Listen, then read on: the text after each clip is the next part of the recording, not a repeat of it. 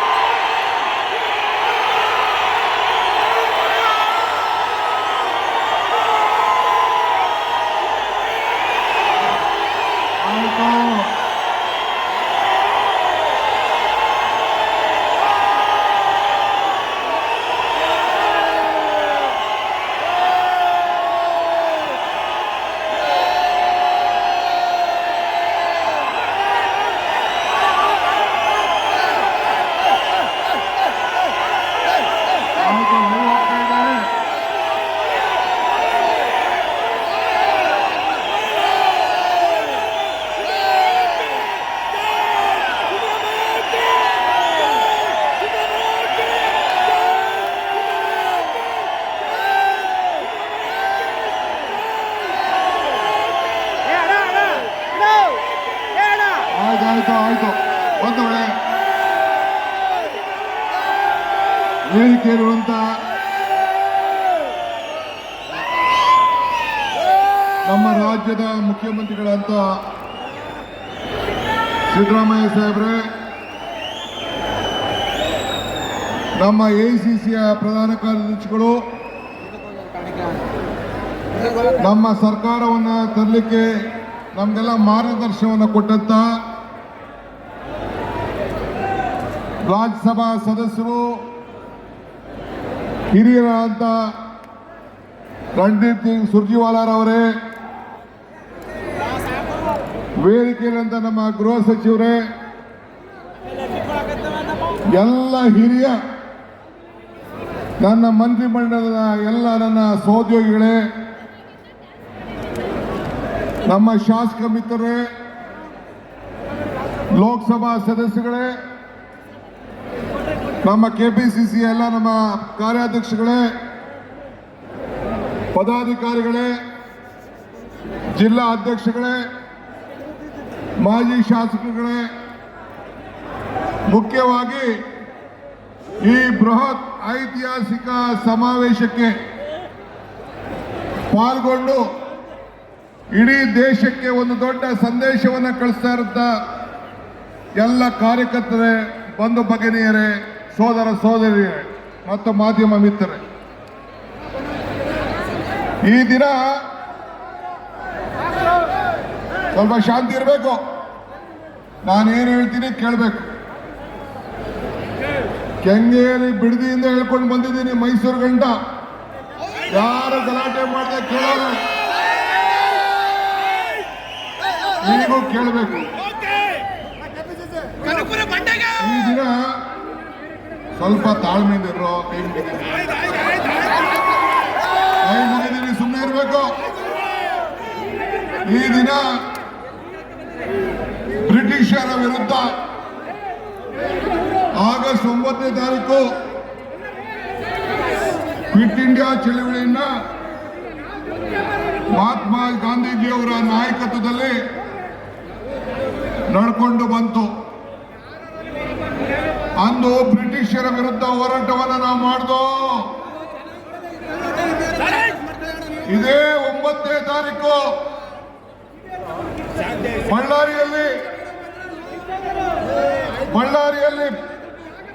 ಬಳ್ಳಾರಿ ಪಾದಯಾತ್ರೆಯನ್ನು ಮಾಡಿ ಗಡಿ ದೊರೆಗಳ ವಿರುದ್ಧ, ಈ ದೇಶದ ಲೂಟಿಯನ್ನ ಹೊಡಿತಾ ಇರೋದ್ರ ವಿರುದ್ಧ 15 ವರ್ಷದ ಹಿಂದೆ ನಾವು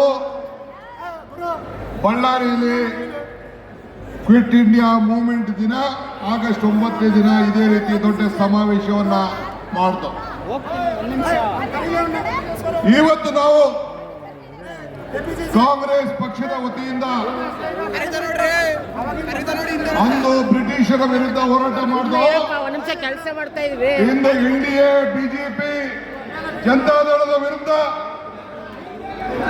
ಇವತ್ತು ನಾವು ಹೋರಾಟವನ್ನು ಮಾಡಿ ಈ ದೇಶವನ್ನ ರಕ್ಷಣೆ ಮಾಡಲಿಕ್ಕೆ, ಸಂವಿಧಾನವನ್ನು ರಕ್ಷಣೆ ಮಾಡಲಿಕ್ಕೆ, ಈ ಬಡವರ ಕಲ್ಯಾಣವನ್ನು ಉಳಿಸಲಿಕ್ಕೆ, ನಮ್ಮ 5 ಗ್ಯಾರಂಟಿಗಳನ್ನು ಮಾಡಬೇಕು ಅಂತ ಹೊರಟಿರುವಂತ ಅನ್ಯಾಯದ ವಿರುದ್ಧ ಹೋರಾಟವನ್ನು ಮಾಡಲಿಕ್ಕೆ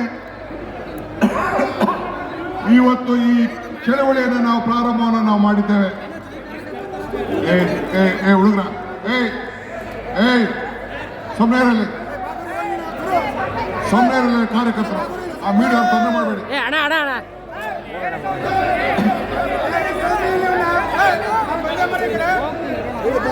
ಮೀಡಿಯಾ ತೊಂದರೆ ಮಾಡಬೇಡ, ಸುಮ್ಮನೆ ಅವ್ರು ಹೊರಗಡೆ ಕಳ್ತಾ ಇದ್ದಾರೆ. ನೀನು ಕೈ ಮುಗಿದೀರಿ, ಸುಮ್ಮನೆ ಇರೋ, ನೀನು ಕೈ ಮುಗಿದ್ದೀರಿ. ಪಾಪ ಅವರೆಲ್ಲ ಹೊರಗಡೆ ದೇಶಕ್ಕೆ ಕಳ್ತಾ ಇದ್ದಾರೆ, ಸುಮ್ಮನೆ ಇರೋ.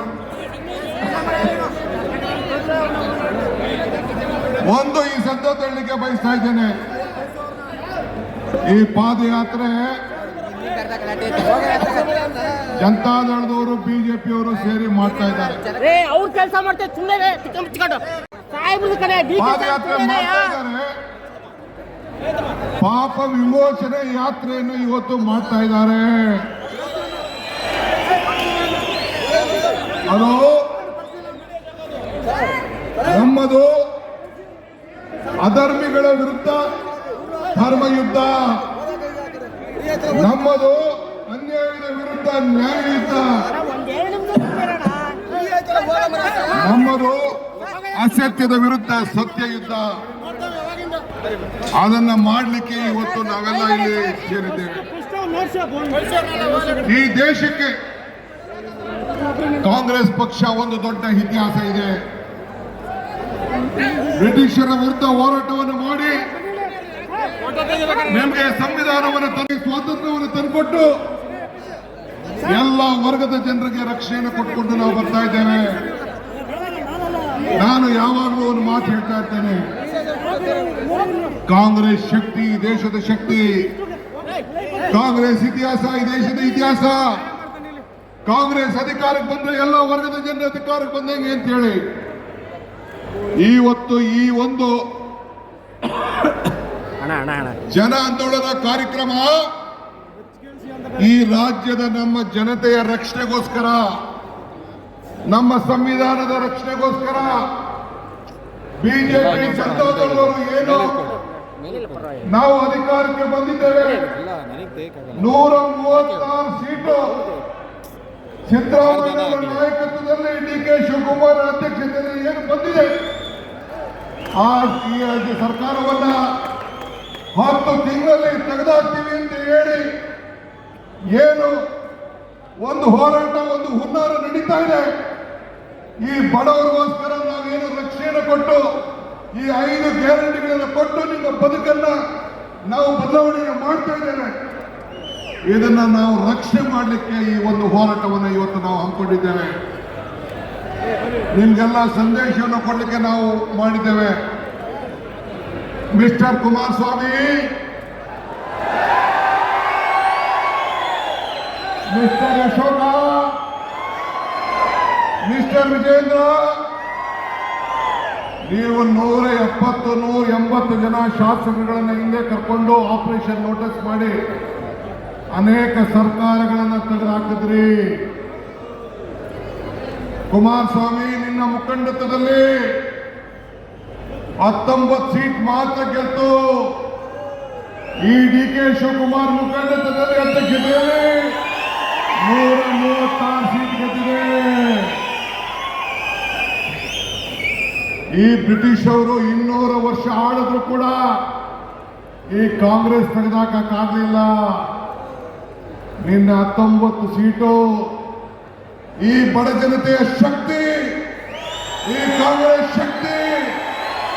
ಇದನ್ನ ನಿನ್ನ ಕೈಲಿ ಇನ್ನ 2 ಜನ್ಮ ತಾಳಿದ್ರು ಕೂಡ ನೀನು ಬಿಜೆಪಿಯವರು ಸೇರ್ಕೊಂಡು ಏನೇ ಕುತಂತ್ರ ಮಾಡಿದ್ರು ನಿನ್ನ ಕೈಲಿ ಮಾಡಲಿಕ್ಕೆ ಸಾಧ್ಯ ಇಲ್ಲ. ಇವತ್ತು ಸಿದ್ದರಾಮಯ್ಯನವರ ರಾಜೀನಾಮೆ ಬೇಕಾ ನಿಮಗೆ?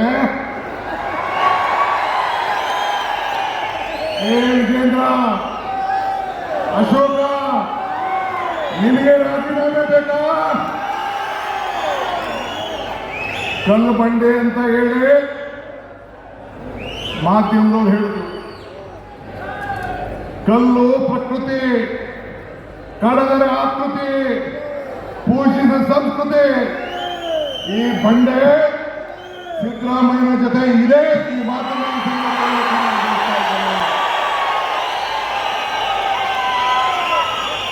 ಈ ಬಂಡೆ ಜೊತೆ 134 ಜನ ಶಾಸಕರಿದ್ದಾರೆ. 1,80,00,000 ಜನ ಮತದಾರರು ಏನು ಮತವನ್ನು ಕೊಟ್ಟಿದ್ದಾರೆ. ಆ ಮತದಾರರು ಸಿದ್ದರಾಮಯ್ಯನ ಜೊತೆ ಇದೆ. ಇದನ್ನು ತಾವು ಗಮನವಿಟ್ಕೊಳ್ಬೇಕು. ಆದ್ರಿಂದ ನಿಮ್ ಕೈಲಿ ಏನು ಮಾಡ್ಲಿಕ್ಕಾಗುದಿಲ್ಲ. ಇತಿಹಾಸ ಗೊತ್ತಿದೆಯಾ? ಬಾಬಾ ಸಾಹೇಬ್ ಅಂಬೇಡ್ಕರ್ ಹೇಳ್ತಾರೆ, ಇತಿಹಾಸ ಮರ್ತವನು ಇತಿಹಾಸ ಸೃಷ್ಟಿ ಮಾಡಲಿಕ್ಕೆ ಸಾಧ್ಯ ಇಲ್ಲ ಅಂತ ಹೇಳಿ. ಇಂದಿರಾ ಗಾಂಧಿ ಅವರು ಹೇಳ್ತಾ ಇದ್ದಾರೆ, ಅವಕಾಶ ನಿನಗೆ ಸಿಕ್ಕುದಿಲ್ಲ, ಅವಕಾಶನ ನೀನೇ ಹುಡ್ಕೊಂಡು ಹೋಗ್ಬೇಕು ಅಂತ ಹೇಳಿ ಇಂದಿರಾ ಗಾಂಧಿ ಅವರು ಹೇಳಿದ್ದಾರೆ. ಹಂಗೆ ನಮಗೆ ಈ ನಿನ್ನ ಪಾಪದ ಯಾತ್ರೆಯನ್ನ, ಪಾಪ ವಿಮೋಚನೆ ಯಾತ್ರೆಯನ್ನ ಮಾಡಿ ನಿಮ್ಗೆಲ್ಲ ಶಕ್ತಿ ತುಂಬುವಂತ ಕೆಲಸನ ಬಿಜೆಪಿಯವರು, ಜನತಾದಳವರು ಮಾಡಿಕೊಟ್ರು. ಅದಕ್ಕೆ ಅವ್ರ 1 ಕೋಟಿ ನಮಸ್ಕಾರ ಹೇಳಲಿಕ್ಕೆ ನಾನು ಬಯಸ್ತಾ ಇದ್ದೇನೆ. ಇವತ್ತು ನೀವು ಏನಾದರೂ ಈಗ ಹಿಂದೆ ಸ್ವಾತಂತ್ರ್ಯ ಹೋಗೋಕ್ಕೋಸ್ಕರ ದಂಡಿ ಯಾತ್ರೆ ನಡೀತು ಕಾಂಗ್ರೆಸ್. SM ಕೃಷ್ಣರವರು ಕಾವೇರಿಗೋಸ್ಕರ ಪಾದಯಾತ್ರೆ ಮಾಡಿದ್ರು ಮಂಡ್ಯದವರು.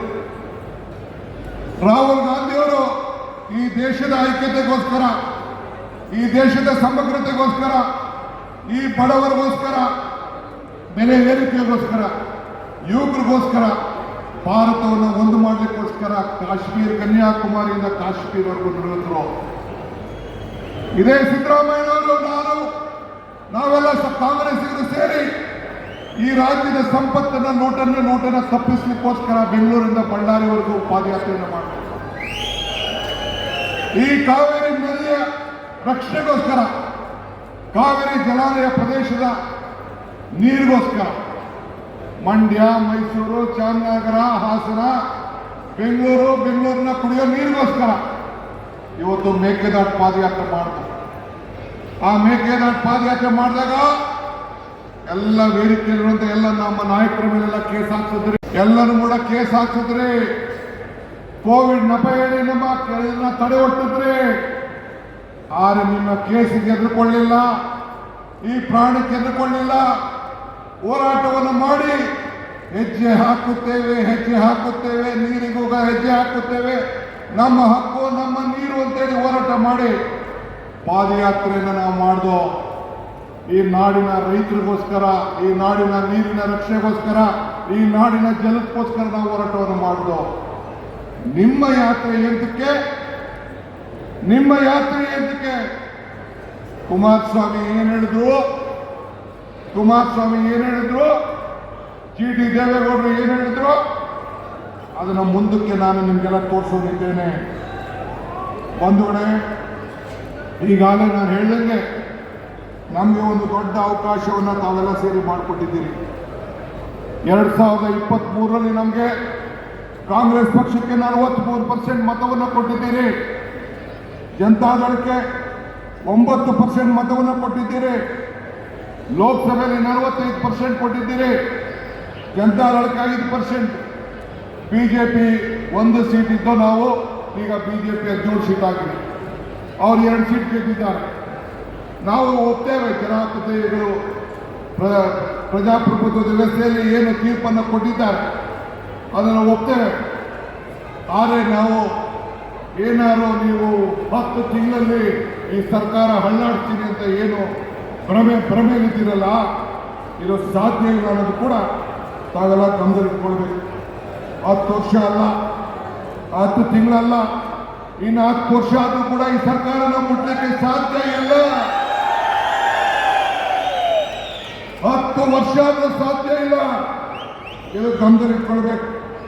ಇವತ್ತು ಬಂಧುಗಳೇ, ನಾನು ಹೇಳೋದಿಷ್ಟೇ, ಇವತ್ತು ಒಂದು ಮೂಢ ಹಗರಣದ ಗಮನದಲ್ಲಿಟ್ಕೊಂಡು ಮುಖ್ಯಮಂತ್ರಿ ರಾಜೀನಾಮೆ ಕೊಡಬೇಕು ಅಂತ ಹೇಳಿ ಬಂದಿದ್ದೇವೆ.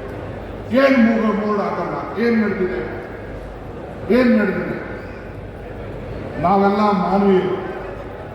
ಇವತ್ತು ಪಾರ್ವತಿ ಸಿದ್ದರಾಮಯ್ಯನವರ ಧರ್ಮಪತ್ನಿ, ಆ ಹೆಣ್ಣು ಮಗಳಿಗೆ ಅವ್ರ ಅಣ್ಣ ಒಂದು ಜಮೀನನ್ನು ಖರೀದಿ ಮಾಡಿಬಿಟ್ಟು ಅರ್ಶನ ಕುಂಕುಮಕ್ಕೋಸ್ಕರ ಹೆಣ್ಮಕ್ಳಿಗೆ ಒಂದು 3 ಎಕರೆ ಜಮೀನನ್ನು ಕೊಡ್ತಾರೆ. ಬರೀ 3 ಎಕರೆ ಜಮೀನನ್ನು ಕೊಡ್ತಾರೆ. ಮೂಡರವರು ಅಕ್ರಮವಾಗಿ ಆ ಜಮೀನನ್ನು ಒತ್ತಾಯಿಸ್ಕೊಡ್ತಾರೆ. ನೀವು ನಿಮ್ಮ ಮನೆ ಹೆಣ್ಮಕ್ಳಿಗೆ, ನಿಮ್ಮ ತಂಗಿದಿರಿಗೆ, ನಿಮ್ಮ ಅಕ್ಕದಿರಿಗೆ ಏನೋ ದುಡ್ಡು, ಚಿನ್ನನೋ, ಕಾಸು, ಜಮೀನೋ ಕೊಡ್ತಿದ್ರು. ತನ್ನ ಕುಟುಂಬವನ್ನು ರಕ್ಷಣೆ ಮಾಡ್ಕೊಳ್ಳಿಕ್ಕೆ ಆ ತಾಯಿ ಕಾಪಾಡಿಕೊಂಡು ಕುಡ್ಕೆಯಲ್ಲಿ, ಮಡ್ಕೆಯಲ್ಲಿ, ಬ್ಯಾಂಕಲ್ಲಿ ಇಟ್ಕೊಂಡು ಆ ಮಕ್ಕಳನ್ನ ರಕ್ಷಣೆ ಮಾಡ್ಕೊಳ್ಳಿಕ್ಕೆ ಇದು ನಮ್ಮ ಭಾರತೀಯ ಸಂಸ್ಕೃತಿ, ನಮ್ಮ ಧರ್ಮ. ಅದಕ್ಕೆ ಹೆಣ್ಣುಮಗಳು ಆ ಜಮೀನನ್ನು ಇಟ್ಕೊಂಡು ಕಾಪಾಡಿಕೊಂಡು ಬಂದಿರ್ತಾರೆ. ಪಾಪ ಸಿದ್ದರಾಮಯ್ಯವರು ಬೆಂಗಳೂರಿನಲ್ಲಿ ರಾಜಕಾರಣ ಮಾಡ್ತಾರೆ, ರಾಜ್ಯದ ಉದ್ದಗಳು ಕೂಡ ಹೋರಾಟ ಮಾಡ್ತಾ ಇದ್ದಾರೆ. ಆಮೇಲೆ ಅವರಿಗೆ ಗೊತ್ತಾಗ್ತದೆ ತನ್ನ ಧರ್ಮಪತ್ನಿಗೆ ಅಣ್ಣ ಒಂದು 3 ಎಕರೆ ಜಮೀನನ್ನು ಕೊಟ್ಟಿದ್ದಾರೆ. 3 ಎಕರೆ ಜಮೀನನ್ನು ಕೊಟ್ಟಿದ್ದಾರೆ. ಸರ್ಕಾರದವರು ಒತ್ತುವರಿ ಮಾಡ್ಕೊಂಡಿದ್ದಾರೆ. ಅಕ್ವಿಷನ್ ಮಾಡ್ಕೊಂಡಿಲ್ಲ. ಸರ್ಕಾರದವರು ಅಕ್ವಿಷನ್ ಮಾಡ್ಕೊಂಡಿಲ್ಲ. ಡಿನೋಟಿಫಿಕೇಶನ್ ಆಗಿದ್ದಂತ ಜಮೀನನ್ನ ಸರ್ಕಾರದವರು ಈತ ಖರೀದಿ ಮಾಡಿಕೊಂಡು ಆ ಅಕ್ಕಂಗೋ ತಂಗಿಗೋ ಜಮೀನನ್ನ ಕೊಟ್ಟಿದ್ದಾರೆ. ಆ ಜಮೀನನ್ನ ಕೊಟ್ಟಿದ್ದನ್ನ ಸರ್ಕಾರಕ್ಕೆ ಹೋಗಿ ನನ್ನ ಜಮೀನನ್ನು ನನಗೆ ಕೊಡಿ ವಾಪಸ್ಸು ಅಂತ ಕೇಳ್ಕೊಳ್ತಾರೆ ಪಾರ್ವತಿಯವರು. ಕೇಳ್ಕೊಂಡಿದ್ದನ್ನ ಸರ್ಕಾರ ತೀರ್ಮಾನ ಮಾಡಿ, ಇಲ್ಲಮ್ಮ 100ಕ್ಕೆ 100 3 ಎಕರೆ ಕೊಡಿ, 3 ಎಕರೆ ತಗೊಂಡಿದ್ದೀರಿ, 3 ಎಕರೆ 19 ಕೂಟ ಕೊಡಿ ಅಂತ ಕೇಳ್ತಾರೆ. ಆಗುದಿಲ್ಲಮ್ಮ, ಕಾನೂನು ರೀತಿ ಇದೆ, ದಯವಿಟ್ಟು 3 ಎಕರೆ ಸರಿಯಾಗಿ ನನ್ನಂತನಾಗಿದ್ರೆ ನಂದು ಹೋರಾಟ ಬೇರೆ ಇರೋದು. ಆದರೆ ಪಾಪ ಹೆಣ್ಮಗಳು ಅರ್ಧ ಜಮೀನಿಗೆ ಮೂಡಾರವರೇನೋ ಅಗ್ರಿಮೆಂಟ್ ಮಾಡಿಕೊಂಡ್ರು ಅಂತೇಳಿ ಅಗ್ರಿಮೆಂಟ್ ಮಾಡಿಕೊಟ್ಟು ನಯವಾಗಿ ಅವ್ರಿಗೆ ಟ್ರಾನ್ಸ್ಫರ್ ಮಾಡಿಕೊಡ್ತಾರೆ. ಸರ್ಕಾರಕ್ಕೆ ಮಾಡಿಕೊಟ್ಟು ನೀವು ಎಲ್ಲಿ ಜಮೀನು ಕೊಡ್ತೀರೋ ಕೊಡಿ ಅಂತ ಕೇಳ್ತಾರೆ. 14 ಸೈಟ್ ಕೊಟ್ಟಿದ್ದಾರೆ. ಸರ್ಕಾರದವರು ಮೂಡಾರವರು ಒತ್ತುವರಿ ಮಾಡ್ಕೊಳ್ಳೋರು ಅವರು. ಈಗ ನೀವು ನಿಮ್ಮ ಜಮೀನು, ನಿಮ್ಮ ಪಕ್ಕದಲ್ಲಿ ಯಾವ್ದಾದ್ರು ಜಮೀನು ಯಾರು ಒತ್ತುವರಿ ಮಾಡಿಕೊಂಡ್ರೆ ಸುಮ್ಮನೆ ಇರ್ತೀರಾ? ಅವರೇ ಪಾರ್ವತಿ ಅಕ್ಕ ಯಾವ್ದಾದ್ರು ಜಮೀನಿಗೆ ಒತ್ತುವರಿ ಮಾಡ್ಕೊಂಡು ಹೋಗಿದ್ರಾ? ಯಾರು ಕಳ್ತನ ಮಾಡಿದ್ರಾ? ಯಾವುದೂ ಇಲ್ಲ. ನನ್ನ ಜಮೀನಿಗೆ ಒತ್ತುವರಿ ಮಾಡಿಕೊಡೋದಕ್ಕೆ ನನಗೆ ಕೊಡಿ ಅಂತ ಕೇಳಿ ಸರ್ಕಾರದವರು ಒಂದು 50-50 ಅಂತ ಮಾಡಿ ಒಂದು 38,000 ಅಂದರೆ 1,60,000 ಅಡಿ ಹೋಯ್ತು. 38,000 ಅಡಿ ಸೈಟನ್ನು ಡೆವಲಪ್ಡ್ ಸೈಟ್ ಅಂತ ಕೊಡ್ತಾರೆ. ಏನು ತಪ್ಪಿದೆ? ಏನು ಮಾಡಬಾರ್ದು ಮಾಡಿದೆ? ಏನು ಮುಖ್ಯಮಂತ್ರಿಗಳು ಏನಾದ್ರು ಸಿದ್ದರಾಮಯ್ಯನವರು ನನ್ನ ಹೆಂಡತಿಗೆ ಈ ಜಮೀನನ್ನ ಬರ್ಕೊಡಿ ಅಂತ ಹೇಳಿ ಏನಾದ್ರು ಬರ್ದಿದ್ದಾರಾ? ಆದೇಶ ಮಾಡಿದಾರಾ? ಅಧಿಕಾರ ದುರುಪಯೋಗ ಮಾಡ್ಕೊಂಡಿದ್ದಾರಾ? ಏನೂ ಇಲ್ಲ. ಓಲಿ ಆಯ್ತಪ್ಪ, ಏನಾದ್ರು ತಪ್ಪು ಮಾಡಿದ್ದ ಆಯ್ತಪ್ಪ. ಇದನ್ನು ಯಾವ ಕಾಲ ಕೊಟ್ರಿ? ಬೊಮ್ಮಾಯಿಯವರೇ, ನೀನೇ ಮುಖ್ಯಮಂತ್ರಿ ಆಗಿದ್ದಾಗ, ಬೈಟಿ ಬಸವರಾಜ್ ಮಂತ್ರಿ ಆಗಿದ್ದಾಗ, ಸುರೇಶನ್ ಕಾಲದಲ್ಲ, ಸಿದ್ದರಾಮಯ್ಯನವ್ರ ಕಾಲದಲ್ಲ, ಇದಕ್ಕೆ ಹರಿಯುವಂತ ಸೈಟನ್ನು ಕೊಟ್ಟಿದ್ದಾರೆ. ಏನಿದೆ ತೆಗೆದುಕೊಂಡು ನಿಮ್ಮ ತಟ್ಟೆಯಲ್ಲಿ ಹೆಗಣಗಳಿವೆ, ನೋಣ ಅಲ್ಲ, ಹೆಗಣಗಳಿವೆ. ಆ ಹೆಗಣ ಈಗ ಇದರಲ್ಲಿ ಅಸೆಂಬ್ಲಿಯಲ್ಲಿ ಸಿದ್ದರಾಮಯ್ಯನವರು ಹೇಳಿದ್ರು 25 ಹಗರಣಗಳು, ಓವಿ ಹಗರಣ, ಯಡಿಯೂರಪ್ಪನ ಹಗರಣ, PSI ಹಗರಣ, ಹಿಂಗೆ ದೊಡ್ಡ ಪಟ್ಟಿ ಇದೆ. ನಮ್ಮ ಮಂತ್ರಿಗಳು ಕೆಲವೆಲ್ಲ, ಪರಮೇಶ್ವರ್ ಅವರೆಲ್ಲ ಕೆಲವು ಬಿಡಿಸಿ ಹೇಳ್ತಾರವೆಲ್ಲ. ಮೈನಿಂಗ್ ಹಗರಣ ನಿನ್ನೆ ಮೊನ್ನೆಯಿಂದ ತೋರಿಸ್ತಾ ಇದ್ದಾರೆ. ಏನ್ ಬಹಳ ಕ್ಲೀನ್ ಸ್ವಾಮಿ ಅಂತ ಕುಮಾರಸ್ವಾಮಿ ಬಹಳ ಕ್ಲೀನ್ ಅಂತ. ಭಾಳ ಕ್ಲೀನ್ ನನಗೆ ಗೊತ್ತಿಲ್ಲ. ಮೊನ್ನೆ ಆಫೀಸರ್ಗಳು ಕೇಳಿದೆ ಏನಪ್ಪ ಅಂತ ಅಂದ್ಬಿಟ್ಟು ಒಂದು 50 ಡಿನೋಟಿಫಿಕೇಶನ್ ಕೇಸ್ಗಳು 50 ತತ್ತೀನಿ ಅಣ್ಣ ತತ್ತೀನಿ ಈಗ ಬೇಡ. ಯಾರು ಹೇಳ್ತಾ ಇದ್ರು ಟಿ ವಿಲಿ, ನನಗೆ ಗೊತ್ತಿಲ್ಲ, ನಾನು ಇನ್ನೂ ನೋಡಲಿಲ್ಲ. ಇಲ್ಲೇ ನಿಮ್ಮ ಕಡೆ ಒಂದು ಹೋರಾಟ ಮಾಡ್ಕೊಂಡು ಬರ್ತಾ ಇದೆ. ಎಲ್ಲ ದೊಡ್ಡ ಗೌರ್ಮೆಂಟ್ಗೂ ಬರ್ತಾವಂತೆ ಲೋಕಾಯುಕ್ತದವರು. ಅವೆಲ್ಲ ಆಮೇಲೆ ಚರ್ಚೆ ಮಾಡ್ತೀನಿ, ಈಗೆಲ್ಲ ಚರ್ಚೆ ಮಾಡ್ತೀನಿ. ಸೊ ಹಂಗೆ ನಿಂದು ಬರೀ ಯೂ ಟರ್ನ್ ಮಾಡಿಕೊಂಡು ಜನರಿಗೆ BJP ಸೇರಿ ಅಲ್ಲ. ವಿಜೇಂದ್ರ, ನಿಮ್ಮಪ್ಪ ಯಾಕೆ ರಾಜೀನಾಮೆ ಕೊಟ್ಟರು? 2 ಬಾರಿ ನಿಮ್ಮ ತಂದೆ ಯಾಕೆ ರಾಜೀನಾಮೆ ಕೊಟ್ಟರು? ಫಸ್ಟು ಅದು ನೀನು ಲೆಕ್ಕ ಹೇಳಬೇಕು. ಇದೆ ನಾಳೆ ಮೈಸೂರಲ್ಲಿ ಬಂದು ಇದೇ ವೇದಿಕೆಯಲ್ಲಿ ಭಾಷಣ ಮಾಡ್ತಿಲ್ಲ. ನೀನು ವಿದೇಶಕ್ಕೆ ಲಕ್ಷ್ಮೀ ವಿಲಾಸ್ ಬ್ಯಾಂಕ್ನಿಂದ ವಿದೇಶಿಗೆ RTGS ಮಾಡಿದ್ಯಲ್ಲ, ಯಾಕೆ ಮಾಡಿದೆ? ಯಾಕೆ ನಿಮ್ಮಪ್ಪ ಕಣ್ಣೀರು ಹಾಕಿದ್ರು? ಇದಕ್ಕೆ ಉತ್ತರ ಹೇಳ್ಬೇಕು ಫಸ್ಟು, ಆಮೇಲೆ ಉತ್ತರ ಹೇಳ್ಬೇಕು. ಉತ್ತರ ಹೇಳ್ಬೇಕು ಆಮೇಲೆ ಏನ್ ಎಲ್ಲ ಜಾತಿ ಎಲ್ಲ ಧರ್ಮ ರಾಜೀನಾಮೆ ಅಂತ. ಯಾವ ರಾಜೀನಾಮೆ? ಯಾರು ರಾಜೀನಾಮೆ ಕೊಡ್ತಾರೆ ಅಂತ ಕಾಲ ತೀರ್ಮಾನ ಮಾಡ್ತದೆ. ಇವತ್ತು ತಮಗೆಲ್ಲ ನಾನು ಕೇಳ್ಕೊಳ್ಳೋದು ಇಷ್ಟೇ. ಇವತ್ತು ಅನೇಕ ಭಾಷೆಗಳು ನಮ್ಮ ಲೀಡರ್ಗಳೆಲ್ಲ ಮಾತಾಡೋರೆ, ಅನೇಕ ಹಗರಣಗಳ ಬಗ್ಗೆ ಮಾತಾಡೋರೆ. ನಾನು ಹಗರಣಗಳ ಬಗ್ಗೆ ಮಾತಾಡೋಕ್ಕೋಗಿಲ್ಲ. ನಾನು ಮೊನ್ನೆ ಮಂಡ್ಯದಲ್ಲಿ ಹೇಳಿದೆ, ಈ ಕೃಷ್ಣ ಬೈರೇಗೌಡ ನಂಬೇಡಿ, ಈ ನಮ್ಮ ಪ್ರಿಯಾಂಕಾ ಖರ್ಗೆ ನಂಬೇಡಿ, ಸತೀಶ್ ಜಾರಕಿಹೊಳಿ ನಂಬೇಡಿ, ಜಾರ್ಜ್ ನಂಬೇಡಿ, ಸಿದ್ದರಾಮಯ್ಯನೂ ನಂಬೇಡಿ, ನನ್ನೂ ನಂಬೇಡಿ, ಯಾರು ನಂಬೇಡಿ. ನಮ್ಮ ಮೇಲೆ ಏನಿದ್ರು ನಂಬಿಕೆ ಏನಿದ್ರು ಯಡಿಯೂರಪ್ಪನವ್ರ ಮೇಲೆ, ಕುಮಾರಸ್ವಾಮಿ ಮೇಲೆ, ಯೋಗೇಶ್ವರ ಮೇಲೆ, ಯತ್ನಾಳ್ ಮೇಲೆ ಅವರು ಮಾತ್ರ ನಂಬಿಕೆ ಇರಲಿ. ನಮ್ಮ ಮೇಲೆ ನಂಬಿಕೆ ಹೋಗಬೇಡಿ ಅಂತ ಹೇಳಿದೆ. ನೀವು ಅದನ್ನು ನೋಡಬೇಕು ದಯವಿಟ್ಟು. ಮಿಸ್ಟರ್ ಮತ್ತಿಕಟ್ಟೆ ಏನು ಹೇಳ್ತಾರೆ ನಮ್ಮ ಕುಮಾರಣ್ಣ ಕೇಳೋಣ. ಈ ಸಮಾವೇಶದ ಬಗ್ಗೆ ಕುಮಾರಣ್ಣ ಅವರು ನುಡಿಮುತ್ತುಗಳನ್ನು ಹೇಳಿದ್ದಾರೆ, ದಯವಿಟ್ಟು ಕೇಳೋಣ. ದಯವಿಟ್ಟು ಅವ್ರ ಪಕ್ಷದಲ್ಲಿ ಅವ್ರ ತೀರ್ಮಾನ ಮಾಡ್ತಾ ಇದ್ದಾರೆ. ಇಲ್ಲಿ ನಮ್ಮನ್ನ ವಿಶ್ವಾಸ ತೆಗೆದುಕೊಳ್ಳದೇ ಇದ್ದಾರೆ. ಬೆಂಗಳೂರಿನಿಂದ ಮೈಸೂರಿನವರೆಗೆ ನಮ್ಮ ಶಕ್ತಿ ಇರ್ತಕ್ಕಂಥದ್ದು ಅಷ್ಟೆಲ್ಲ ಇದ್ದು ವಿಶ್ವಾಸಕ್ಕೆ ತೆಗೆದುಕೊಳ್ಳದೆ ಹೋದ್ಮೇಲೆ ಸರಿಯಾಗಿ ನಾನಂತೂ ಬೆಂಬಲ ಕೊಡಬೇಕು. ರಾಜಕಾರಣ ಮಾಡೋಕ್ಕೆ ಬೇಡ, ಚುನಾವಣೆಗೆ ಬಂದಾಗ ಬೇರೆ ಹುಡುಗಿ ಅಂತಕ್ಕಂಥದ್ದು. ಆದರೆ ಇವತ್ತಿನ ಈ ರೀತಿಯ ಕಾರ್ಯಕ್ರಮದಿಂದ ಸಾಧನೆ ಮಾಡ್ತೀವಿ. ಏನು ಸಾಧನೆ ಮಾಡಲಿಕ್ಕೆ ಸಾಧ್ಯ? ಇದು ನನ್ನ ಮನಸ್ಸಿಗೂ ನೋವಾಗಿದೆ. ಸ್ಥಳೀಯ ನಾಯಕರ ಅಭಿಪ್ರಾಯ ಪಡೆದಿಲ್ಲ. ಮೊದಲು ನಮ್ಮ ನಾಯಕರು ಮಾತಾಡ್ತೀವಿ. ಮೊದಲು ನಾವು ಅವ್ರ ಜೊತೆ ಮಾತಾಡಿ ಅವ್ರ ಜೊತೆ ಮಾತಾಡ್ತೀವಿ. ನಮ್ಮ ತೀರ್ಮಾನದಲ್ಲಿ ನಮ್ಮ ನಾಯಕರ ಕೈಯಲ್ಲೂ ಕೂಡ ಮಾತಾಡ್ತೀವಿ. ಅವ್ರನ್ನೂ ಕೂಡ ಒಪ್ಪಿಸ್ಬೇಕು. ಅವ್ರಿಗೂ ಒಪ್ಪಬೇಕು. ಜನಗಳ ತೀರ್ಪು, ಜನಗಳ ಅಭಿಪ್ರಾಯಕ್ಕೆ ಎಲ್ಲರೂ ಕೂಡ ಮನವಿ ಕೊಡಬೇಕು. ಅವ್ರಿಗೂ ಮಾತಾಡ್ತೀವಿ. ನಾವು ಇದು ಮಾನವೀಯ ಅಂದರೆ ಯಾವ ಕಾಸ್ಕೋಸ್ಕರ ಎಗಡಾಕಿನ ಜೊತೆಗೆ ನಾವು ದೇವರ ಹುಟ್ಟಿಲ್ಲ, ನಮ್ಮಪ್ಪ ಅದು ಕುಡಿಸ್ಲಿಲ್ಲ. ಏನ್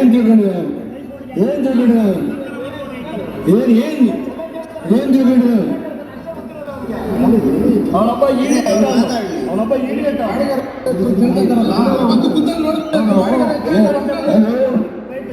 ಏನ್ ತಿಳ್ಕೊಂಡ ದೇವರನ್ನು ಹುಟ್ಟು ನನ್ನ ಜೀವನ ಹುಟ್ಟು ಹೋರಾಟ ಮಾಡ್ಕೊಂಡ್ ಬಂದಿರೋನು. ಶೋಭಾಕರಂಜ ನನ್ನ ಮನೆ ಬಾರಿ ತಿಳಿಸಿ ನಾನು ರಾಜೀನಾಮೆ ಕೊಡ್ತೀನಿ BJPಗೆ, ನನ್ನ ಮಂತ್ರಿ ಮಾಡುವಂತ ಭಿಕ್ಷೆ ಕೊಡಿ. ಶಿವಕುಮಾರ್ ನಾಳೆ ಪಶ್ಚಾತ್ತಾಪ ಪಡೋದಿದೆ. ಯಾವುದೇ ಮಾಡಬಾರದು ರಕ್ಷಣೆ ಅಪರಾಧ ಮಾಡಿ ಎಲ್ಲರನ್ನ ರಕ್ಷಣೆ ಮಾಡಿ ಈ ನಾಡಿನ ಜನರ ನಂಬಿಕೆ ವಿಶ್ವಾಸ ದ್ರೋಹ ಮಾಡಿದಂತ ವ್ಯಕ್ತಿಯನ್ನು ಮುಖ್ಯಮಂತ್ರಿ ಆಗ್ತಂತಕ್ಕೆ ನೀವು ರಕ್ಷಣೆಯನ್ನು ಕೊಡ್ತೀವಿ ಮಾಡಿ. ಶಿವಕುಮಾರ್ ಅವರೇ, ನಮ್ಮ ಹೋರಾಟ ಏನಿದ್ರು ಭ್ರಷ್ಟ ಅಧಿಕಾರ ದಾಹದಿಂದ ಕುಣಿದು ಕುಪ್ಪಳಿಸ್ತಾ ಇರುವಂತ ಅಪ್ಪ ಮಕ್ಕಳ ಬಗ್ಗೆ ನಮ್ಮ ಹೋರಾಟನೇ ಹೊರತು ಕಾಂಗ್ರೆಸ್ನವರಿಲ್ಲ.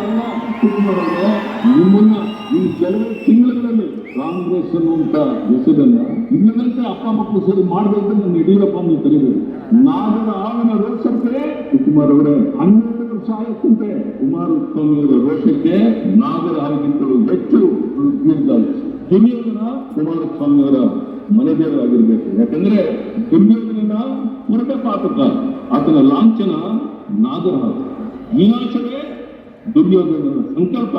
ಅದೇ ರೀತಿ ಕುಮಾರಸ್ವಾಮಿಯವರಿಗೂ ಕೂಡ ವಿನಾಶಕೋರನ ಬಾಯಲ್ಲಿ ಇಷ್ಟಾರ್ಥದ ಮಂತ್ರಗಳನ್ನು ಕೇಳುವಂತಹದ್ದು ಕೊಳ್ಳಿ ದೇವ ಭಗವದ್ಗೀತೆಯನ್ನು ಪಡೆದಂತೆ ಅನ್ನುವಂಥದ್ದು ನನ್ನ ಸ್ಪಷ್ಟವಾದಂಥ ಮಾತು. ಕುಮಾರಸ್ವಾಮಿಯವರ ಚರಿತ್ರೆಯೇ ಹಾಗೆ. ಸ್ವಾಮಿ ನಂಬಿದವ್ರನ್ನ ಮುಗ್ಸುವಂತಹದ್ದು, ಸಂದರ್ಭಕ್ಕೊಂದು ಬಣ್ಣ ಬದಲಾಯಿಸುವ ಈ ನವೀನ ಸಾಂದರ್ಭಿಕ ಶಿಶುವಿನ ಪಿತೂರಿಯೇ ಚಿತ್ರರಾಜ ಆಸ್ತಿ ಹೇಳಕ್ಕೆ ಇಷ್ಟಪಡ್ತಾರೆ. ಪ್ರಜಾತಂತ್ರ ವ್ಯವಸ್ಥೆಯಲ್ಲಿ ವಿರೋಧ ಪಕ್ಷದಲ್ಲಿ ಕುಂತ್ಕೊಂಡು ನಾನೇನು ಮಾತಾಡಬೇಕು ಅನ್ನೋದನ್ನ ದೇವೇಗೌಡರಿಂದ ಪಾಠ ಕಲಿಯುವಂಥ ಅಗತ್ಯ ಇದೆ. ನಾಡಿನ 6.5 ಕೋಟಿ ಜನ ಎಲ್ಲವನ್ನ ನೋಡಿದ್ದಾರೆ. ವಾಸ್ತವಿಕ ಸತ್ಯಾಂಶವನ್ನು ಜನರಿಗೆ ತಿಳಿಸುವಂಥ ಪ್ರಯತ್ನ ಮಾಡಿದ್ದೇನೆ. ಅವರು ಮಾಡಿದಂಥ ಎಲ್ಲ ಹಗರಣಗಳನ್ನು, ಕೆಲವು ಅಂಶಗಳನ್ನು ಬಯಲು ಮಾಡಿದ್ದೇನೆ. ಬರುವಂಥ ದಿವಸಗಳಲ್ಲಿ ಅನೇಕ ಏನು ನಾವು ಸತ್ಯ ಹರಿಶ್ಚಂದ್ರ ನಮ್ಮ ಮನೆ ಹುಟ್ಟಿದ್ರು ಅನ್ನೋ ರೀತಿ ಮಾತನಾಡ್ತಾರಲ್ಲ ಅಪ್ಪ ಮಕ್ಕಳು, ಅದಕ್ಕೆ ಏನೇನು ಮಾಹಿತಿಗಳನ್ನ ಇನ್ನೂ ಹೆಚ್ಚು ಕೊಡಬೇಕಾಗಿದೆಯೋ ಅಂತಂತ ಕೊಡ್ತೇನೆ. ನಿಮ್ಮ ಮುಖ್ಯಮಂತ್ರಿ ಮಾಡ್ತೀವಿ 2,500 ಕೋಟಿ ರೂಪಾಯಿ ಸಜ್ಜು ಮಾಡಿದ್ರ. ನಾಲ್ಕಾರ ಮನೆ ಕರ್ಕೊಂಡು ಹೋಗ್ತೀವಿ, 5,000 ಮನೆ ಕೊಡು, ಹಿಂಗೆಲ್ಲ ನಡೀತಾವು. ಅದು ಭ್ರಷ್ಟಾಚಾರ ಬರೀ ಅವರೇ ಮಾಡ್ಯಾರಲ್ಲ. ವಿಜಯೇಂದ್ರ ಏನೇನು ಕರೋನಾದಾಗ ಎಷ್ಟು ಮಾಡ್ಯಾರ ಅದನ್ನು ತಿಳಿದ್ವಿ ಹೊರಗೆ. ಭ್ರಷ್ಟಾಚಾರ ಮಾಡೋರೇ ಭ್ರಷ್ಟಾಚಾರ ಹೋರಾಟ ಮಾಡಿದ್ರೆ ಅದಕ್ಕೇನೂ ಮಾತು ಇಲ್ಲ. ಮತ್ತು ಯಡಿಯೂರಪ್ಪನವ್ರಿಗೆ ಇಳಿಸ್ಲಕ್ಕೆ ಕಾರಣ ಯಾರು? ವಿಜಯೇಂದ್ರ. ಎದಕ್ಕೆ ಬಂದು ಭ್ರಷ್ಟಾಚಾರ ಮಾಡಿದ್ರು ವಿಜಯೇಂದ್ರ ಆಗಿರ್ಬೇಕು. ಯಾಕಂದ್ರೆ ದುರ್ಯೋಧನನ ಪುರಟ ಪಾತಕ, ಆತನ ಲಾಂಛನ ನಾಗರ ಹಾವು. ವಿನಾಶವೇ ದುರ್ಯೋಧನನ ಸಂಕಲ್ಪ. ಅದೇ ರೀತಿ ಕುಮಾರಸ್ವಾಮಿಯವರಿಗೂ ಕೂಡ ವಿನಾಶಕೋರನ ಬಾಯಲ್ಲಿ ಇಷ್ಟಾರ್ಥದ ಮಂತ್ರಗಳನ್ನು ಕೇಳುವಂತಹದ್ದು ಕೊಳ್ಳಿ ದೇವ ಭಗವದ್ಗೀತೆಯನ್ನು ಪಡೆದಂತೆ ಅನ್ನುವಂಥದ್ದು ನನ್ನ ಸ್ಪಷ್ಟವಾದಂಥ ಮಾತು. ಕುಮಾರಸ್ವಾಮಿಯವರ ಚರಿತ್ರೆಯೇ ಹಾಗೆ. ಸ್ವಾಮಿ ನಂಬಿದವ್ರನ್ನ ಮುಗ್ಸುವಂತಹದ್ದು, ಸಂದರ್ಭಕ್ಕೊಂದು ಬಣ್ಣ ಬದಲಾಯಿಸುವ ಈ ನವೀನ ಸಾಂದರ್ಭಿಕ ಶಿಶುವಿನ ಪಿತೂರಿಯೇ ಚಿತ್ರರಾಜ ಆಸ್ತಿ ಹೇಳಕ್ಕೆ ಇಷ್ಟಪಡ್ತಾರೆ. ಪ್ರಜಾತಂತ್ರ ವ್ಯವಸ್ಥೆಯಲ್ಲಿ ವಿರೋಧ ಪಕ್ಷದಲ್ಲಿ ಕುಂತ್ಕೊಂಡು ನಾನೇನು ಮಾತಾಡಬೇಕು ಅನ್ನೋದನ್ನ ದೇವೇಗೌಡರಿಂದ ಪಾಠ ಕಲಿಯುವಂಥ ಅಗತ್ಯ ಇದೆ. ನಾಡಿನ 6.5 ಕೋಟಿ ಜನ ಎಲ್ಲವನ್ನ ನೋಡಿದ್ದಾರೆ. ವಾಸ್ತವಿಕ ಸತ್ಯಾಂಶವನ್ನು ಜನರಿಗೆ ತಿಳಿಸುವಂಥ ಪ್ರಯತ್ನ ಮಾಡಿದ್ದೇನೆ. ಅವರು ಮಾಡಿದಂಥ ಎಲ್ಲ ಹಗರಣಗಳನ್ನು, ಕೆಲವು ಅಂಶಗಳನ್ನು ಬಯಲು ಮಾಡಿದ್ದೇನೆ. ಬರುವಂಥ ದಿವಸಗಳಲ್ಲಿ ಅನೇಕ ಏನು ನಾವು ಸತ್ಯ ಹರಿಶ್ಚಂದ್ರ ನಮ್ಮ ಮನೆ ಹುಟ್ಟಿದ್ರು ಅನ್ನೋ ರೀತಿ ಮಾತನಾಡ್ತಾರಲ್ಲ ಅಪ್ಪ ಮಕ್ಕಳು, ಅದಕ್ಕೆ ಏನೇನು ಮಾಹಿತಿಗಳನ್ನ ಇನ್ನೂ ಹೆಚ್ಚು ಕೊಡಬೇಕಾಗಿದೆಯೋ ಅಂತಂತ ಕೊಡ್ತೇನೆ. ನಿಮ್ಮ ಮುಖ್ಯಮಂತ್ರಿ ಮಾಡ್ತೀವಿ 2,500 ಕೋಟಿ ರೂಪಾಯಿ ಸಜ್ಜು ಮಾಡಿದ್ರ. ನಾಲ್ಕಾರ ಮನೆ ಕರ್ಕೊಂಡು ಹೋಗ್ತೀವಿ, 5,000 ಮನೆ ಕೊಡು, ಹಿಂಗೆಲ್ಲ ನಡೀತಾವು. ಅದು ಭ್ರಷ್ಟಾಚಾರ ಬರೀ ಅವರೇ ಮಾಡ್ಯಾರಲ್ಲ. ವಿಜಯೇಂದ್ರ ಏನೇನು ಕರೋನಾದಾಗ ಎಷ್ಟು ಮಾಡ್ಯಾರ ಅದನ್ನು ತಿಳಿದ್ವಿ ಹೊರಗೆ. ಭ್ರಷ್ಟಾಚಾರ ಮಾಡೋರೇ ಭ್ರಷ್ಟಾಚಾರ ಹೋರಾಟ ಮಾಡಿದ್ರೆ ಅದಕ್ಕೇನೂ ಮಾತು ಇಲ್ಲ. ಮತ್ತು ಯಡಿಯೂರಪ್ಪನವ್ರಿಗೆ ಇಳಿಸ್ಲಕ್ಕೆ ಕಾರಣ ಯಾರು? ವಿಜಯೇಂದ್ರ. ಎದಕ್ಕೆ ಬಂದು ಭ್ರಷ್ಟಾಚಾರ ಮಾಡಿದ್ರು ವಿಜಯೇಂದ್ರ. ಎಲ್ಲ ಹಸ್ತಕ್ಷೇಪ ಮಾಡ್ಯಾನ. ಕರೋನಾದಾಗ ಎಷ್ಟು ಅವ್ಯವಹಾರ ಆಗಿದೆ ವರದಿ ಇದೆ. HK ಪಾಟೀಲ್, ರಾಮಲಿಂಗಾರೆಡ್ಡಿಯವರು ವರದಿ ಕೊಟ್ಟಾರೆ. ಎಷ್ಟು ಬಡವರ ರೊಕ್ಕ ತಿಂದಾರ, ಮಾಸ್ಕ್ದಾಗ ಎಷ್ಟು ಎಲ್ಲವೂ ತನಿಖೆ ಆಗ. ಭ್ರಷ್ಟಾಚಾರ ವಿರುದ್ಧ ಹೋರಾಟ ಮಾಡ್ಲಕತ್ತಾರಲ್ಲ, ಎಲ್ಲ ಭ್ರಷ್ಟಾಚಾರ ವಿರುದ್ಧನೂ ತನಿಖೆ ಆಗಬೇಕು. ಅದು ಯಾವುದೇ ಹೇಳ್ತಾರೆ ಇದರಲ್ಲಿ ನಾವು ವಾಲ್ಮೀಕಿಯಿಂದ ತೆಗೆದುಕೊಂಡೇನೆ. ಅವ್ರು ಏನು ಹೇಳ್ತಾರೆ, ನಿಮ್ಮದು ಭವಿ ಗ್ರಂಥಿ ಹಗರಣ ಆಗಿದೆ, ತಾಂಡ ಅಭಿವೃದ್ಧಿ ನಿಗಮದಾಗ ಹಗರಣ ಆಗಿದೆ, ತೆಗಿಯಪ್ಪ. ಹಂಗಾದ್ರೆ ಎಲ್ಲರದ್ದು ಹುಡುಗರದ್ದು ಎಲ್ಲರದನ್ನು ಹೊರಗೆ ಬರಲಿ. ನಾ ಹೈಕಮಾಂಡಕ್ಕೂ ಹೇಳ್ತೇನೆ, ಇಂಥ ಭ್ರಷ್ಟ ಕುಟುಂಬವನ್ನು BJP ಅಧ್ಯಕ್ಷರಾಗಿ ಮುಂದುವರಿಸಬೇಕಾ? ಹಾಗಾದ್ರೆ ನರೇಂದ್ರ ಮೋದಿ ಅವರು ಇವತ್ತೇನು ದೇಶದ ಜನರಿಗೆ ಏನು ಹೇಳ್ತಾರೆ, ವಂಶವ ಭ್ರಷ್ಟಾಚಾರ ನಾವು ಒಪ್ಪುವುದಿಲ್ಲ ಅಂತ ಹೇಳ್ತಾರೆ. ಅದಕ್ಕೆ ಭ್ರಷ್ಟಾಚಾರನೇ ಯಾರು ವಿಜೇಂದ್ರ ಭ್ರಷ್ಟಾಚಾರ ಹೊರಗೆ ಹಾಕಲಿ. 25 ರೂಪಾಯಿದ ಮಾಸ್ಕ್ ಯಡಿಯೂರಪ್ಪನವರು 45 ರೂಪಾಯಿ ಮಾಸ್ಕ್. ಕರೋನಾದಾಗ ಎಷ್ಟು ರೂಪಾಯಿ ಖರ್ಚು ಮಾಡ್ತೀರಿ ಸರ್ಕಾರದಾಗ? 485 ರೂಪಾಯಿ ಒಂದು ಮಾಸ್ಕಿಗೆ ಉದ್ಧಾರ ಮಾಡ್ತೀರಿ. ಇದು ಕರೋನಾದಾಗ 10,000 ಬೆಡ್ ಮಾಡಿನ ಬೆಂಗಳೂರಲ್ಲಿ ಖರೀದಿ ಮಾಡಿದ್ರೆ 2 ಬೆಡ್ ಬರ್ತಿದ್ವಿ. ಅರ್ಥ ಆಯ್ತಿಲ್ಲ ನೀವು? ಒಂದು ಬೆಡ್ಡಿಗೆ 20,000 ಬಾಡಿಗೆ. 1,000 ಇಟ್ಟು 20,000 ಒಂದು ಪಾಠ, ಒಂದು ಇದು, ಒಂದು ಸಲೈನ್ ಎಲ್ಲ ಬರ್ತೈತೆ. ಎಲ್ಲ 40,000 ಕೋಟಿ ರೂಪಾಯಿ ಹೊಡೆದಾರ ಅದ್ರೊಳಗೆ. 40,000 ಕೋಟಿ ರೂಪಾಯಿ ಹೊಡೆದವರ ಐತಿ ನಮ್ಮ ಕರೋನಾ. ಯಾರು ಬಡ್ರಮ್ಮ ನೋಡ್ರಿ, ಒಂದು ದವಾಖಾನೆಗೆ ಒಂದು ಕರೋನಾ ಪೇಷಂಟ್ಗೆ 8 ಲಕ್ಷ ರೂಪಾಯಿ ಬಿಲ್ ಮಾಡ್ಯಾರ. ಕುಮಾರಸ್ವಾಮಿ ಇನ್ನೂ ಹೇಳ್ತಾರೆ, ಅವ್ರಿಗೆ ಆಯಾ ವಾತಾವರಣಕ್ಕೆ ಅನುಕೂಲ ಆಗ್ತಕ್ಕಂಥ ಹೇಳಿಕೆಗಳನ್ನು ಕೊಡ್ತಾರೆ. ಇವ್ರಿಗೆ ಸರ್ಕಾರ ನಡೆಸೋ ಯೋಗ್ಯತೆ ಇಲ್ಲ ಕುಮಾರಸ್ವಾಮಿಗೆ. ಒಬ್ಬ ಮುಖ್ಯಮಂತ್ರಿಯಾಗಿ ಸರ್ಕಾರ ನಡೆಸೋ ಯೋಗ್ಯತೆ ಇದ್ದಾನೆ. ಸುಮ್ಮನೆ ಅವ್ರ ಮೇಲೆ ಆಪಾದನೆ ಮಾಡೋದು, ಗೆದ್ದರೆ ಮಾತ್ರ ನನ್ನಿಂದ, ಸೋತ್ರೆ ಇನ್ನೊಬ್ಬರಿಂದ, ಸಕ್ಸಸ್ಗೆಲ್ಲ ನಾನು ಕಾರಣ, ಫೇಲ್ಯೂರ್ಗೆಲ್ಲ ಇನ್ನೊಬ್ಬ ಕಾರಣ ಅಂತಂದರೆ ಕುಮಾರಸ್ವಾಮಿ ಮುಟ್ತಾನೆ. ಕುಮಾರಸ್ವಾಮಿ ಈಗ ಕೇಟಗನಳ್ಳಿ ಕಟ್ತಾ ಇದ್ದಾನಲ್ಲ, ಅದೆಲ್ಲ ದಲಿತರ ಭೂಮಿ ಇದೆ. ಅವನು ದಲಿತರ ಭೂಮಿನ ಕಬಳಿಸಿರೋದು. ಹಳೆ ಥರದ ಗೋಡೆ ಕಟ್ತಾ ಇದ್ರಲ್ಲ ಈಗ, 20 ಅಡಿ 25 ಅಡಿ ಕೋಟೆ ಕಟ್ಕೋತಾ ಇದ್ದಾರೆ, ಟಿಪ್ಪು ಸುಲ್ತಾನ್ ಕೋಟೆನ, ಅದು ಕುಮಾರಸ್ವಾಮಿ ಕಟ್ತಾರೆ. ನಾನು ಈಗ ಅವ್ರಿಗೆ 108 ಕ್ಷೇತ್ರ ಇದೆ.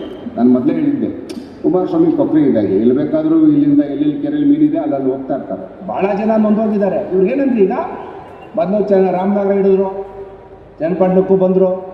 ಜಿಲ್ಲೆಯಲ್ಲಿ ಯಾರೂ ಇಲ್ಲ, ಇವರಿಬ್ಬರೇ ಅಪ್ಪ ಮಗನ ಫೋಟೋ ಹಾಕ್ಕೊಂಡು ಇಡೀ ಜಿಲ್ಲೆ ಜನ ಗುಲಾಮಗಿರಿಯಲ್ಲಿ ಇಟ್ಕೋಬೇಕು ಅಂತ ಅವ್ರ ಉದ್ದೇಶ. ಸನ್ಮಾನ್ಯ ಕುಮಾರಸ್ವಾಮಿಯವರು ಯಾವಾಗಲೂ ಗಾಳಿಯಲ್ಲಿ ಗುಂಡೊಡೆಯೋದ್ರಲ್ಲಿ ನಿಸ್ಸೀಮರು. ಎಲ್ಲರ ಹತ್ರ ಆಟ ಆಡ್ದಂಗಿಲ್ಲ, ಆಟ ಆಡೋಕ್ಕೆ ಪ್ರಯತ್ನ ಮಾಡಿದ್ರೆ ಅವೆಲ್ಲ ಫೇಲ್ಯೂರ್. ಇದುವರೆಗೂ ಬೇರೆ ಬೇರೆಯವರಿಗೆ ತೋರಿಸ್ತೀನಿ, ಬಿಚ್ಚಿಡ್ತೀನಿ. ಅದೇನು ಬಿಚ್ಚಿಡ್ತೀಯಪ್ಪ, ಬಿಚ್ಚಿಡು. ಅದ್ಯಾವ 5 ಸ್ಟಾರ್ ಹೋಟ್ಲಲ್ಲಿ ಬಿಚ್ಚಿಡ್ತಿದ್ದಲ್ಲಪ್ಪ, ಹಂಗಲ್ಲ. ಬಿಚ್ಚಿಡ್ತೀನಿ ಅಂದಲ್ಲ, ಅಲ್ಲೆಲ್ಲ ಬಿಚ್ಚಿಡ್ತಿದ್ರಲ್ಲ, ಅದು ಬಿಚ್ಚಿಟ್ಟಂಗಲ್ಲ. ಅದೇನು ಬಿಚ್ಚಿಡ್ತೀನಿ ಅಂತಿದ್ದೀರಪ್ಪ, ಬಿಚ್ಚಪ್ಪ. ಪಾಪ ನಮ್ಮ ಅಶ್ವತ್ಥಾನಂದರು ಇವತ್ತು ತಿಂದಿದ್ದೀವಿ ಅಂತ ಹೇಳೋದು ಬಾಟಲ್ ನೋಡಿದ್ರೆ ಇಲ್ಲಿ ನೋಡಿ ಮಾಡಿದ್ರು. ತಿಂತ ಇರೋದು ನಾನಲ್ಲ, BMS ಇಂಜಿನಿಯರಿಂಗ್ ಟ್ರಸ್ಟ್ ಏನೊಂದು ಟ್ರಸ್ಟ್ ಇತ್ತು. 1954 ಇಸ್ವಿ ಟ್ರಸ್ಟ್ ಬಡ ಮಕ್ಕಳಿಗೆ ವಿದ್ಯೆ ಕೊಡಲಿಕ್ಕೆ ಬಂದಂಥ ಟ್ರಸ್ಟು ಇವತ್ತು ಯಾರು ತಿಂತಾ ಇದ್ದಾರೆ ನೋಡಿ. ಅಶ್ವತ್ಥಾನಂದರಿಗೆ ಕೇಳಿ, ಕಾಫಿ ಕೊಡ್ತೀನಿ ಇದೆಲ್ಲ ಯಾರು ತೆಗೆದುಕೊಂಡು ಬಗಿತಾ ಇದ್ದಾರೆ ತಿನ್ನೋದಕ್ಕೆ. ಟ್ರಸ್ಟ್ ಬರ್ಕೊಟ್ರಲ್ಲ. ಈಗ ನಾನು ಅಸೆಂಬ್ಲಿನಲ್ಲಿ ಚರ್ಚೆ ಮಾಡೋದಕ್ಕೆ ಮುಖ್ಯಮಂತ್ರಿಯಿಂದ ಹಿಡಿದು ಕಾನೂನು ಸಚಿವರಿಂದ ಒಬ್ಬ ಉತ್ತರ ಕೊಡಲಿಲ್ಲ.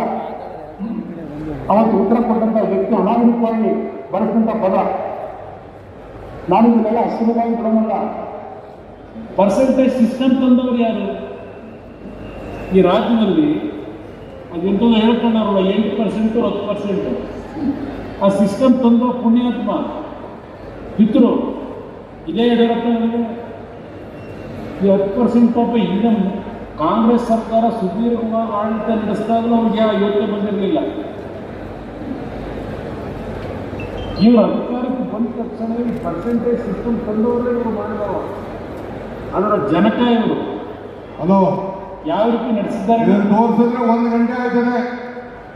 ಇವ್ರದೆಲ್ಲ ಅರ್ಥ ಆಯ್ತಲ್ಲ, ಯೂಟ್ಯೂಬ್ನು ಇಂಥದ್ದೆಲ್ಲ ಇದೆ. ಸಭೆ ಆದಮೇಲೆ ನಿಮ್ಗೆಲ್ಲ ತೋರಿಸ್ತೀವಿ, ಎಲ್ಲ ಯೂಟ್ಯೂಬಲ್ಲಿ ಹಾಕ್ತೀವಿ ಯಾವ ರೀತಿ ಮಾಡಿದ್ದಾರೆ. ಪ್ರಜ್ವಲ್ ರೇವಣ್ಣನ CD ವಿಚಾರ ಏನು ಮಾಡಿದ್ರು, ಪೆಂಟೆ ವಿಚಾರ ಏನು ಮಾತಾಡೋದು, ಏನೇನಾಯ್ತು ಅಂತೇಳಿ ಅವೆಲ್ಲ ಬಿಡಿಸಿ ಎಲ್ಲ ಅವರೇ ಮಾತಾಡಿದ್ದಾರೆ. ನಾನೇನು ಮಾತಾಡ್ಬೇಕಾದ. Nandini, Bharat news TV, Mysuru.